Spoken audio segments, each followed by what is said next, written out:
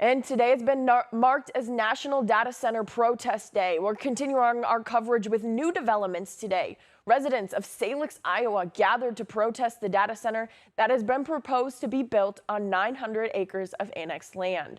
Over a dozen of Salix citizens stood outside City Hall in this 90-degree heat, signs in their hands and making their voices heard. The data center proposed to be built on that 900 acres of annexed farmland has been the source of many controversial conversations since its proposal in May.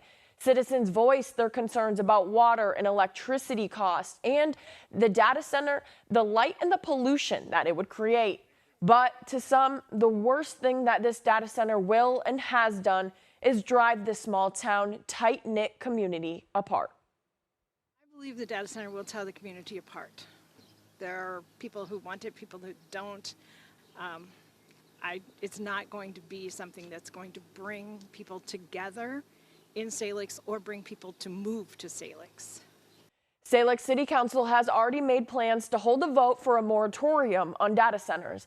That will allow a temporary legal binding pause on the approval, permitting any construction of new data center facilities. Currently, that vote is planned for August 12th.